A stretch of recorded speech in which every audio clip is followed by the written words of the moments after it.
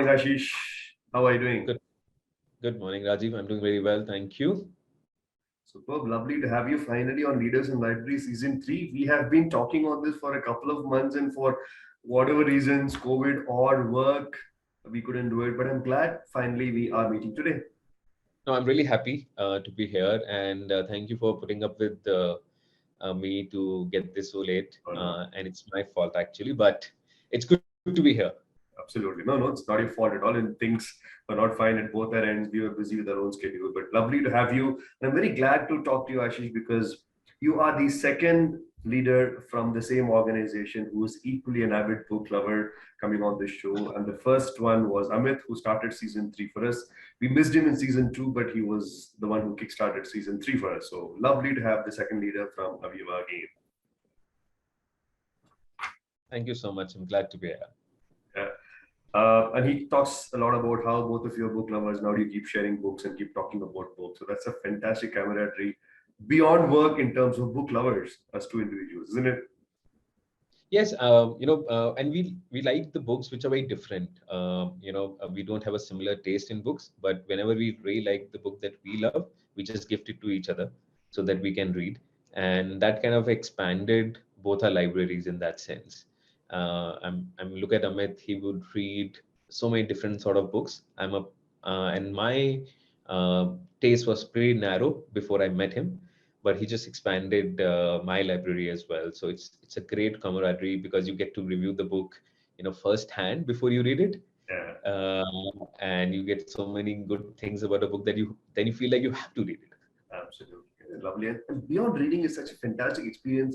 Sharing and talking about the experience of reading the book. Yeah, Isn't it? When you have somebody aside you to do that, you relive the book, isn't it? So lovely. Good. yeah. Lucky to have a person like Amit. You can come back and review the book both on logic and interest, Yeah. and just the pleasure of reading as well.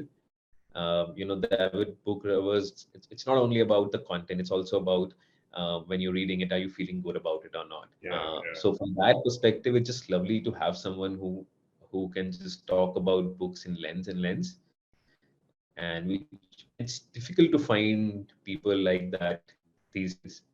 So yes, I am with you on that. I think it's absolutely brilliant to have, and if he's your boss, even better. Yeah. I love the way you said that. All right, so before we get started and talk on the book that you have chosen, let me introduce you formally. Uh, Good morning, good afternoon, good evening, whichever part of the world you are going to be when you would be listening to this conversation. Welcome back after a small gap to Leaders in Library Season 3. We have the guest of the day, Ashish Mittal. So let me introduce the man to all of you. He is Head of People Function, Aviva India. He is one of the people who have been awarded the 40 under 40 by Business World 2020. That's a great recognition. An experienced person across all the areas of HR that you can name. Personally glad to have him because he's an avid book reader and a book lover like me. He has a deep interest in a subject which I have absolutely no clue of, which is blockchain technology, which is the Bitcoin space that all of us famously know as. And he also has a certification in the blockchain technology and management from Future Academy of Amity, which is fantastic. Honestly, I've not met somebody who's got a certification in this space because that's an area which is alien to me. But for all of you, we had a couple of conversations before the show, and that's when Ashish kindled the interest to explore Bitcoin as an option for investment for me. And I'm keenly looking at it. And I've also requested him for a small session that he can run for me to help me understand how this space works. Lovely to have you, Ashish. It's going to be a fantastic conversation. Thank you for such a generous introduction. And I completely forgot about the certification. It was way back in, I think, 2020 or 2019 when I did it. Um, but yes, thank you so much. And we can start the conversation. Beautiful. All right, so I have the book with me. Before I expose the book, the first question to you, Ashish, is tell me how books happen to you. When did it happen? Was it a natural flow? Did it just suddenly happen? Did somebody kindle it? So, so this specific book was gifted to me by someone in, I think, in 2020. This was a time when we were started to struggle with COVID. Mm. And we were at home mostly. So as a friend group, we started gifting each other books so that we can spend some time together. However, I did not pick it up in the first half of 2020. Mm. It came very well recommended by a friend that I really admire and inspired by. So I picked it up in the second half of 2020, Mhm. and my first feeling was, why didn't I pick it up when it just got to me? I was late to it. It's just so many inspiring ideas in this book that even now I just pick it up someday and start reading from any page that I like, and Mm. it just inspires me. And every time I go back to it, it just gives me something new. Lovely, lovely. So before we talk about this book, which I've got with me, which is Alchemy by Rory Sutherland, lovely book. And I want to tell all of you that I didn't know about this book. It was Ashish who introduced me to this. So when he told me this is the book I'm going to talk about, I immediately bought it.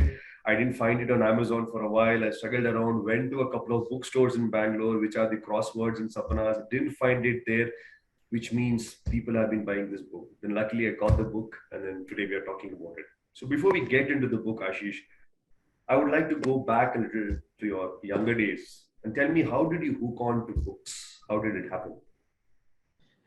It's a very interesting story, actually. So I've been a reader all my life, as I've Mhm. been told by my parents that when I was very young, 3, 4, or 5, I don't know if I could read at that time or not, but my the best way my parents could get me to sit in a corner is to give me a book, and Mm-hmm. at that time, those book were the comic books, Yeah. right? And the book with pictures, as they used to say, that if I give you a book with any picture, you will just sit in a corner and do not make any noise. And that kind of ignited my interest in books. And I have a lot of regard to my parents to keep giving me books at that age. Uh, while they were comic books to start with, I remember Panchtantra ki Kahaniyan. I Uh, remember those early days when I used to read them, and that got me hooked to the my textbooks first. I Beautiful. picked up the novels and stuff much later. Mm. Whenever I used to get my books, I used to read all the storybooks, either it's English books or Hindi books, in the first 15 days. I'll finish them Mm-hmm. in first 15 days, Mm-hmm. right? And that went on to my love for books so much that I might have all my books at my Ah. hometown. And And if you open any book, I'm really proud to say that it's kind of a very difficult thing to explain. You'll not find a mark in my book, and that includes my science books from 11th and 12th. I would not dare to destroy my book by marking on it or writing on it or folding pages. I hate it. So I'm a very difficult person when it comes to managing my books. That's what my wife says, that we can't even touch your books. So that is my love for books, and it doesn't matter what book is this. It could be a textbook, it could be a novel, it could be a comic book. I treasure them. I really treasure them. oh, lovely. I could so relate to this because I got into reading through my dad, and I remember the Tinkles, the Mandrakes, and the Phantoms of the World Yeah, during those days, and they were fantastic books. And how did we move on to the Robert Ludlums and Jeffrey Archers of the world, and how management biographies, autobiographies happened. And today, I run an organization on book-based leadership. So when I look back and listen to leaders like you, I can so relate that how our parents have actually grounded and created that anchor to make us what we are today, isn't it? So we're deeply thankful to those lovely parents. Yeah, absolutely, absolutely. yeah, super. So let's get into the book. And here is your first question. And this is very interesting. In fact, when I read the book, I'm sure you also would have felt it. How the author kills rationalism. How does he kill logic? And somewhere I'm an engineer, and somewhere this is what has been groomed into me, grained into me that think logically, think logically. And this man shatters all that completely and says, no, you have to be irrational, and irrational thing can create magic. I said, Yeah. seriously, okay, let me go through the pages. And initially it was slow. It took time for me to absorb, understand, because my mind was contesting certain things that the author was saying. But I started moving with third, fourth, fifth, sixth chapters. It started evolving, right? So I'm going to ask you the first one, which I initially did not agree enough. And the author says, context is everything. How do you interpret this, Ashish? My initial reaction to the book was very similar because I have a training in science. I'm not an engineer, but I'm a graduate in chemistry, and the training is very similar. You have to think logically, you have to think in a certain manner to find results. You do experiments which are predefined, and then you experiment, keep going further, right? Mm. It was a difficult book to start, to be completely honest, because it just uh, destroys everything that you've learned True. so far. So when I look at context, this I think is quite intuitive. When you ask a normal person, is context important? They will understand it immediately. But what author is trying to probably say is that a small change in the context can completely change the outcome. And he uses some beautiful examples. And my favorite one is about gifting. So whenever you receive a gift, you should take it as a blessing, but Mm. how a small change in gifting can change the context of everything. For example, if I just return that gift back to you, Mm. it probably is the rudest thing that you can ever do, Yeah. but it's still gifting. But a small shift in the context just changes the outcome completely. And I'm reminded of this one example where the world went bonkers in a way. Mm. It is about when UK was trying to leave Europe, and there was a vote happening, a referendum happening. Everyone thought it's absolutely illogical for anyone in UK to vote for the referendum and move out of Europe.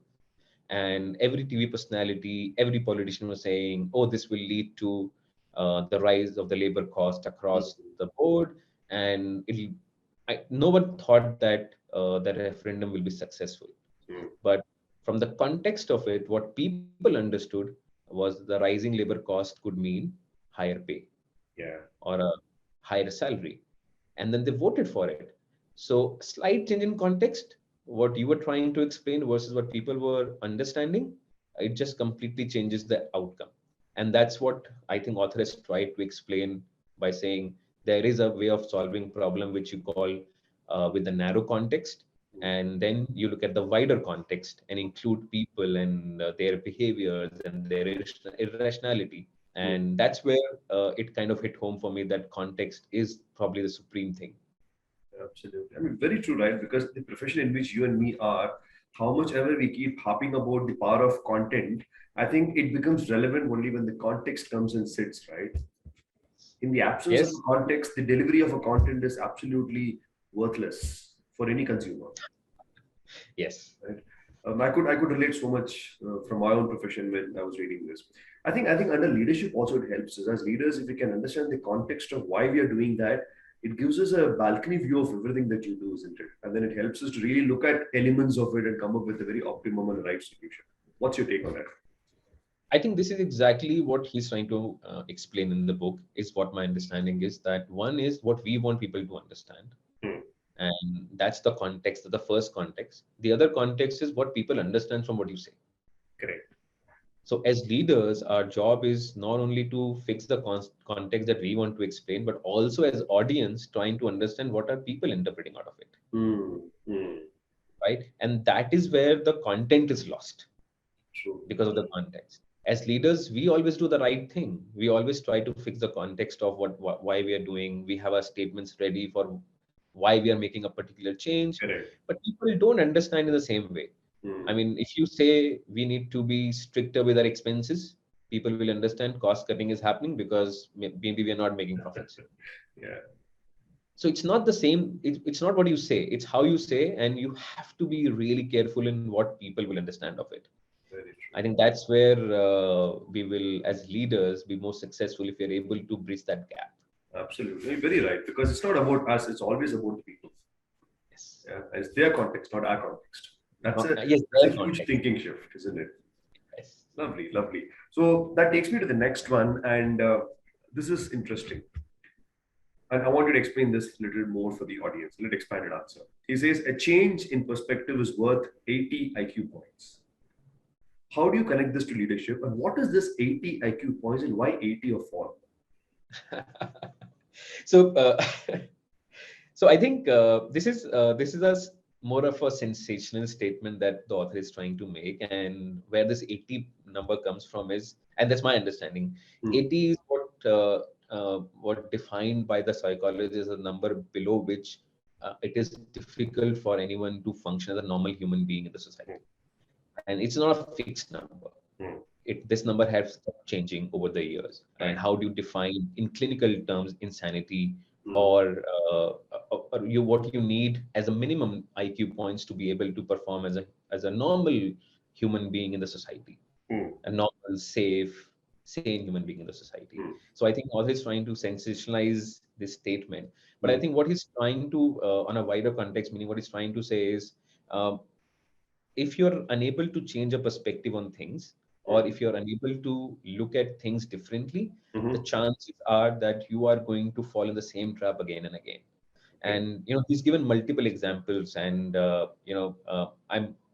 I love the example of advertising here, Mhm. how advertisers really look at things differently. If you look at the research done by Ogilvy and Mather, they would come and say that anytime you're advertising, you need to have a small pet in the Mm. advertisement. Mm. If you want people to relate to your product, it has Mm. got nothing to do with the product, Right. right? Is it possible for someone like me or you to go to the board and say, hey, while we're selling an insurance product, why don't we have a small dog in the ad that we're going to place? It Mm. doesn't make any sense, right? Mm. But it works. It has worked for Hutch, or the earlier Vodafone.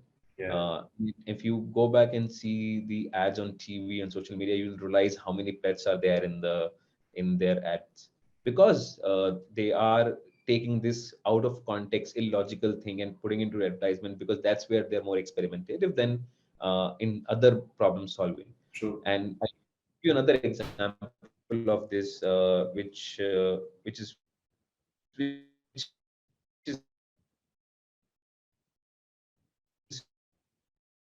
really interesting. When you use a to buy a ticket for a journey to buy a ticket for a So Ashish, sorry, you might have to repeat that example again because we lost you in the. Yeah. Looks like there's a signal issue. journey or aeroplane ticket, you don't you flying any other aircraft. You don't look at you go and buy a ticket for a journey. Yes? Okay. So I look at the example of when you buy a ticket for a journey, a airways journey, you never look at which aircraft you're flying. Are you flying Boeing or are you flying Airbus? How Mm. safe is the airplane? How old is the airplane? You don't look at all of those things. If you're a price sensitive customer, you look at the price. If Mm. you're not as much, you look at how they serve you, what food they are serving in the Absolutely. aircraft, Mm. right? So most successful ad campaign ever built was built by Lufthansa, where they wanted to lure Indian customers by telling them that we are going to serve you Indian thali on the plane Mm. with a big gulab jamun in the plate, and that's how they got most of their customers from India. Not by telling us that they're the safest airline in the world or the oldest, but just how they serve you in the box when you are sitting there. So that's just it's about perspective, changing your perspective to look at things. We always have talked about changing your perspective when you look at the problem, Mm. but no one talks about changing a perspective when you look at the solutions. Oh, lovely. Lovely. Yeah. So why don't you look at solutions differently? Mm. Uh, while we are looking at problems from different lens, let's start looking at the solution that are produced from different lens and say, will it work? Will it not work? Very true. Mm. And Mm. that's, I think, what the author is trying to say. Change your perspective on things, and probably you'll be more intelligent than a normal person or average Yeah. Joe. In fact, the example of Lufthansa that you said, I could relate to it because, as I said, I was in Delhi last week, and first time I flew Vistara. People have been talking about the experience. I never flew because I was always a loyal Indigo guy. The flight ticket of Vistara is a little costlier than the Indigo, but experience was good. They served food. I went back to my Air India days of getting meal in the flight. So as you rightly Yeah. said, I don't mind spending an extra 1,500 for the ticket because I get a meal. And the meal is not a great meal. It is just a small sabji, dal and some rice with a bun and a dessert. That's it. But you still feel that something has been fed in the flight. Yeah. Yeah. Yes, and I think it's also about the expectation when it comes to buying an experience, be it a flight or be it a hotel. If your experience is matched Hmm. with the expectation, it just works wonder. Very true. I love the way you said that experience matched the expectation. Very true. Very, very true. I'm thinking. Actually, yes. I think that's how your insurance also does very well, right? It's the matching of the experience and the expectation that the person who's buying the product of insurance, and that matches, he comes with you. Doesn't match, he doesn't come with you. Absolutely. Otherwise, even in my industry, in insurance industry, the products are easily to copy. Yeah. It's not that difficult, and they are driven by market forces when it comes to the product, which are investment products within Mm, insurance. mm, It is not difficult to copy the product. In fact, the product might be very similar to each other. It's about the experience that people have when they're buying the product, and does it matches with the expectation set by the person who's selling the product. very If true. that is okay, you're good. Beautiful, beautiful. Let me take this perspective to the third question, which is very interesting. And he says, I like this phrase. He says, the great upside of abandoning logic. Upside of abandoning logic. And he says, once you abandon logic, he says, what you get is magic. And I said, this is interesting. Right. And I want this explanation from your side, Ashish, for young leaders. How should they interpret this in their own journey of leadership? So this part of the book is my favorite because it challenged me so much, intellectually, Mm. to abandon logic, because that is what we thrive on. Yeah. Uh, the modern training is based on logic and mathematics and believing in numbers and computation. It was very difficult for me to grasp everything that was said in the book. How I understood this point is, and what I would like the listeners to understand from this point is, it's not about just throw the logic book out of the window. That's not what author is trying to say. What Mm. author is trying to say is there are persistent problems in the business that you come across, and it Okay. is in all businesses. Doesn't matter which business you are or which part of the business you work in, Mm. be it HR, risk, finance, sales, marketing. There are some persistent problems that you deal with, Mm. and why did no one was able to solve before you or people around you? Mm. We hire smart people. We hire people based on sound mathematical and logic, Sure. and they're still not able to solve it because they have become logic proof. These problems have become logic proof.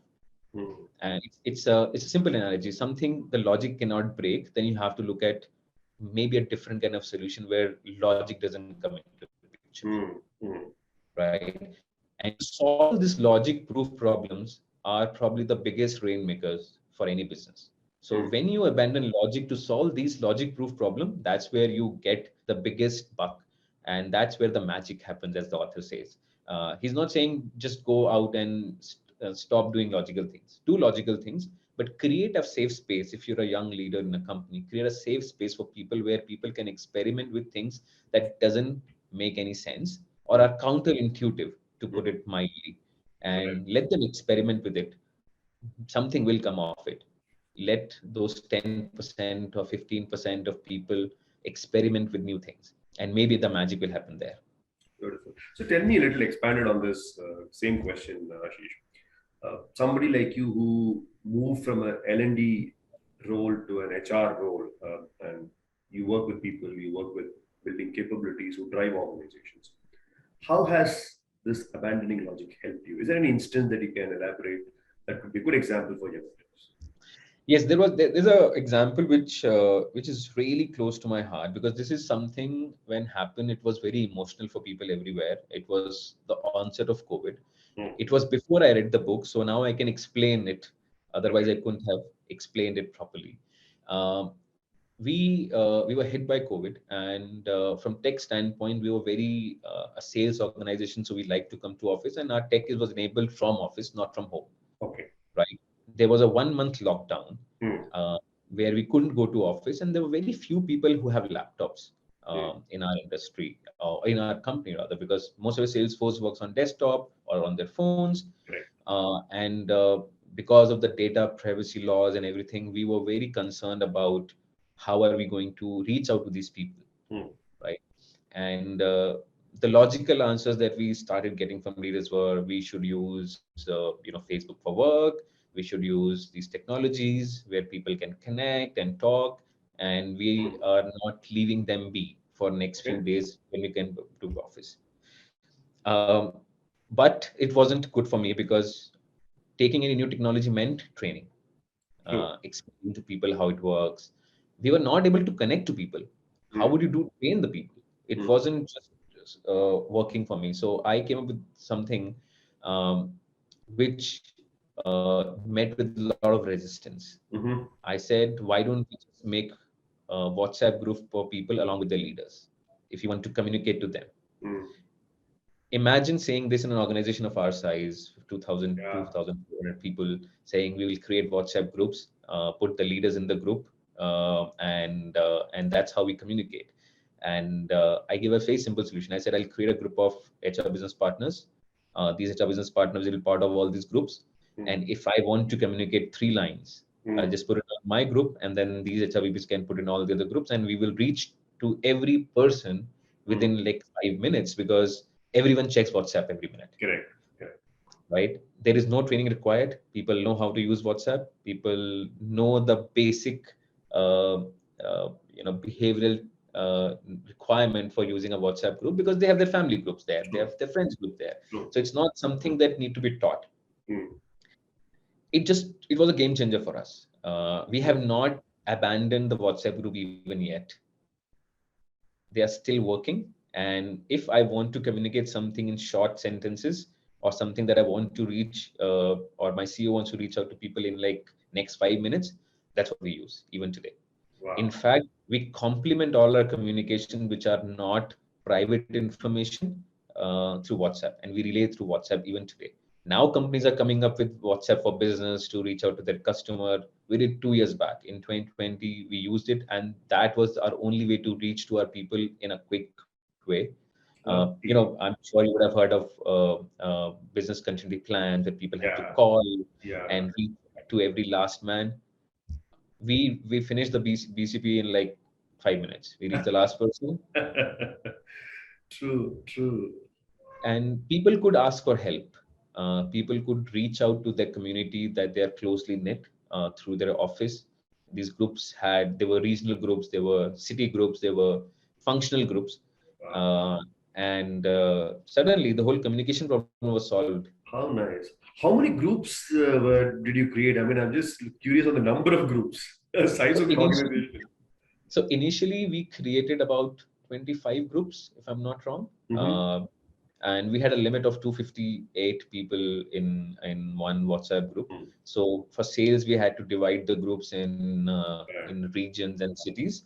But for our back office functions, we had big, large groups as a team groups because they were mostly confined to one city.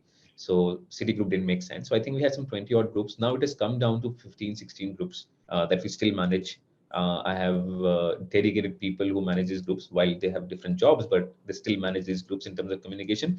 And people prefer WhatsApp anymore, anyways, because my sales guys might not even look at their laptop or their desktop for 24 hours if they It's are on on the the field. go for them.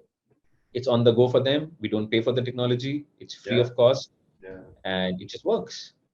Lovely, lovely. You know what I was thinking when you spoke about this, Ashish, is it's very creative of somebody like you to have abandoned logic and given an option which is absolutely illogical when somebody initially looks at. Thousands of questions would have come, and you said there was resistance initially. But what I also like as I expand my thinking is the organization also embraced that thinking of abandoning logic, isn't it? If they had not, probably you would not have been able to implement what you wanted to. So somewhere the culture of the organization also, if it moves to the other side of logic, I think as an organization and a community of people, a lot of magic can happen, isn't it? I think you will be surprised, Rajiv, when you will experiment with these ideas and you give these ideas to the organization. We think they will not embrace it, Hmm. and we want to compliment one company over the other to embrace these ideas. Actually, companies are waiting for these ideas to be Yeah, implemented, very or true. to be or to be told. But in our jobs, it is risky. If things go wrong, it is risky. You may lose your job. So people fall upon the logic because if your logic fails, you get to try another time. But if your irrational idea fails, your job is in danger. So we need to create that safe space for people to come up with the ideas. I think organizations are willing to embrace such ideas. They understand these ideas much more than we are willing to give them credit. Lovely. I mean, beautiful. It's also an element of how much of risk taking does the organization support as a culture. Lovely. Congratulations on that. That's a fantastic thought process. I think I should look at it for my organization as well. Thanks. I'm going to go to the next one, and this is very interesting for me. Why it's better to be vaguely right than precisely wrong? Uh, Interesting. We must have heard similar sentences in the past in different form and formats. But what is Rory trying to tell us? If I were to simply explain something that we say in our organization, and I will come to the examples to explain this further, is fail fast. Hmm. Uh, we tell people if you are failing, just fail fast. Hmm. Don't keep on and you know using the same problem, the same solution. Don't elongate the failure Correct, correct. because you will be more expensive Hmm. if you just keep elongating the failure. You can just fail quickly and move on to the next big thing. Hmm. And to explain this with a stronger example, because I couldn't come, I've never seen a better example that the author has produced. He talked about a train journey from Manchester to Chadwick, and he said the railway company in UK needed $60 billion to build a new railway system for this journey where they could reduce the journey time from like 40 minutes or to 1 hour, something like that. It was 4 hour journey and they wanted to reduce time. And they thought customers will love it and it will need a lot of investment, which is about $60 billion with a Hmm. B, Hmm. and 10 years to make. Hmm. So other side, it for author it sounds completely senseless because the author said you can try to be vaguely right here and try some other solutions. While he proposed some solutions which make sense to me now after reading the book, Hmm. is something that the train journey doesn't only mean the journey when you have took the train to the end point. The Hmm. journey starts from your home. Correct. How much time do you need to get to the station? How much time you need to wait before the train comes? Because you bought a ticket and if you miss the train, you Hmm. need to be on time or earlier than time because there are thousand things that can happen from home to the railway station. Hmm. Traffic, you Hmm. miss the cab, luggage, how much luggage are you carrying? And all of those things need to be solved also for because that adds to the journey time, not only the time that is required. So the solution he proposed was that, why don't you let people buy a ticket and let them on board any train in that half an hour 45 period that comes on. Hmm. With that, people don't have to pre-plan their journey and to reach 20-30 minutes in advance. They can just reach on time and take the next train or the next train about 20 minutes, and they Correct. don't have to worry about leaving on time. Hmm. And as per his mathematics, that could just reduce the time duration by 40 minutes because people don't have to really pre-plan coming to the station. So Yes. instead of solving for 1 hour, we could have solved 40 minutes by spending what a new software, which may Hmm. just cost $200,000. Hmm. Hmm. So what I'm trying to say is, if you're precisely wrong, you will end up paying for $60 billion in 10 years, and you may still not be able to solve the problem what people want. Correct. So instead of just having a narrow context, I think one important lesson out of this is when you're trying to improve the product, Hmm. uh, you can only improve the product, Hmm. but try to improve the experience. You don't Hmm. have to really change the product. Oh, You can beautiful. change experience by Hmm. doing certain things which doesn't require so much effort and money. Hmm. And a simple example is what we talked about, expectation versus experience. Right. Right. If Right. you just set the expectations right, you Hmm. don't may not have to change the product completely. And Apple does this beautifully. Hmm. Android comes up with the features at least 2 years in advance for everything that Apple comes after 2 years or Correct. 3 years. Hmm. But they set the expectation that you may not need it. So Hmm. whatever I'm giving you is what you really need. Hmm. And the biggest seller of mobile phones, the biggest sellers, and it's a computer company. It is illogical. It's Yeah. a computer company that sells the highest number of cell phones. It's completely illogical. So they must be doing something which is different, and that makes them a $1 trillion company now. Very well. So are you telling that we can be vaguely right when it comes to the experience, but you need to still be precisely right in terms of the product, right? You can't go wrong there for sure. I think it's contextual. What is the wrong product? It's Hmm. again very contextual. There Mm-hmm. is nothing called a wrong product. It's the context is wrong. For example, and this is something that I'm experiencing today. Mm. A lot of grocery companies in India, you would see 10 minutes delivery, 15 minutes delivery. Yeah. They're all and I don't want to be prescriptive or a future teller, but they are all going to fail very Yeah. soon. The Yes. reason being, the grocery services worked in the way it's worked in a US city or a UK city is very different from Indian city. Just to Mm. give you a small example, my parents hate these grocery deliveries Mm. because buying groceries and going to the market is a social walk for them. Yeah. They meet their friends, they meet a lot of people, they pick up the stuff that they want. They Mm. hate it when we get the grocery for 2 weeks in advance Correct. because then they don't get to go out. It may work in the tier one cities Mm. where people are not living with their parents and they don't have time, or there is no social walk to really True. go to the grocery store to buy stuff. But in tier twos and tier threes, and that is why you see there is no adoption in tier twos and tier threes. For all Mm. any of these grocery companies want to deliver in 30 minutes or 20 minutes or 15 minutes, there is no adoption. They're building their business on the context of saying, if we are successful in tier one, we will crack it in tier two and tier three. That's None not of good. them have been able to. They have Yeah, done that's not gonna what happen. they I have agree done with you. I from agree with 30 minutes, we will give you in 10 minutes, delivery in 10 minutes. So they're only expanding in tier one once again. you. Yeah. So Yeah. I think that that's the context we're saying. There is no wrong product. It's just the wrong context. Very true. Very true. One of the arguments, this Blinkit that came in, they say Zomato in 5 minutes. All those are looking at quick delivery for the customer. And I don't know if customers really want it that quick. Before you blink it, you get it. Look at the kind of lives that you're putting at stake. The man is going to ride the bike at 120 rather than riding it at 80 or a 40. Look at the risk element for his own her own life. And nobody's conscious of that. I'll give you an example. While this is extremely important, and I'm not abandoning this particular point that you made, but I want to add another point to it. And this is something happened to me with me last night. So our society doesn't allow the delivery boys to come in after 11, right? So you need to walk to the gate if you get some delivery, right?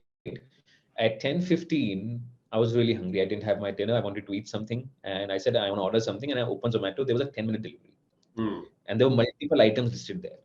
And I ordered something, and I Mhm. told my wife that I've ordered a pizza from this XYZ company, and it will come in 10 minutes. She's like, "How can a pizza come in 10 minutes? I Correct. don't even trust the Domino's in 30 minutes. Why are you trusting this company?" And the pizza came. It was warm, and my wife refused to eat it. Hmm. She said, "I'm not going to eat this." In 10 minutes, they've come. Was it on the road Yeah. when कब you कब का ordered? बनाया गरम करके दिए क्या पता नहीं. You don't know what has happened to that pizza. And it's freshly made. 2 दिन से बना रखा है. कब से बना रखा है. I don't trust any ingredient here, and I don't want to eat it. So I just looked at it and said, sorry, this product is going to fail. I don't trust 10 minutes delivery for food. Sorry, I don't want the cooked food in 10 minutes. Very true. Very true. I mean, she's right. It almost looks like a frozen pizza just put into a oven. गरम करके they're giving it to you. How unhealthy can that be? And even then, you can't get in 10 minutes. I can't even get frozen food, warm it in the oven, True. and get it to myself in my room from my kitchen in 10 minutes. Yeah, yeah, yeah. Seriously. I mean, I So agree. something is so contextually, they have missed the whole context of the customer in the race to get something to in 10 minutes. They've missed the whole context. We will see what will happen, Yeah. but if I have to trust this book, they have missed the whole wider context of the In book. fact, your point of your parents' social point was very powerful, Ashish, because when you go with your family to the grocery shop, department store, you walk around, chat around, pick up few things, drop few things. It's such a lovely experience that you live. Enjoy those moments. We are losing all those by getting things to our hall at home, isn't it? I think it's just having its own negative effect on family time. Yeah, it is, and most of these people who go to these, and I can talk about my father. Whenever he goes to a grocery store or a vendor who sells vegetables, they're Mhm. almost like his friend. They Yeah. almost meet him and treat him like friends when he goes and meet them. And I've been to many of those shops even now. When I Hmm. go back to my hometown Hmm. on a Saturday morning, he will say, "Let's go and buy some vegetables." Yeah. And I'm like, "Why don't we order them?" And he's like, "No, no, let's go." So we walk, and I get to know the names of the sabzi walas. I get to know the names of the department store we buy, wheat and everything from, and atta from. And I said, he knows everyone. It No, seems as if beyond knowing them, if you go a little step back, I think for him it's not about buying grocery. It's about father-son time. it could be. It could be a bonding time. It could be the whole experience that he want to show me at 7 in the morning. Yeah. And how his social life is so much better than me. And he keeps telling me that your social life is absolutely, I don't want to use the word that he uses. And he says, what are you guys doing? Very true. So beautiful. I think you're right. It's good to be vaguely right than being precisely wrong. A lot of things are going wrong when people are actually following the second half of the sentence that the author says, don't do. You need to be on the first half of the Don't sentence, do. which is vaguely right. Yeah, lovely one, Yeah. lovely one. I'm going to go to the skip one and go to the last one, Ashish, conscious of the time. A lot of things the author talks. It's a fantastic book. I think I would recommend this to everyone, guys. All the young leaders who are here who think logic, science works and does magic for you. It does to a certain extent. You need to pick up this book and read it. It completely trashes idioms, idiosyncrasies, certain thought processes which are absolutely anachronistic in the world in which we are living in. This is a book that you guys should pick it up. And Ashish, personally, thank you for introducing me to this book because I would not have gone and read the book if you had not told me. It's out of my genre of books that I normally read. So thanks for getting me into this. It's a lovely, lovely book. Tell me from all this that you picked up from this book, two inputs that you would like to give to the young leaders. Okay.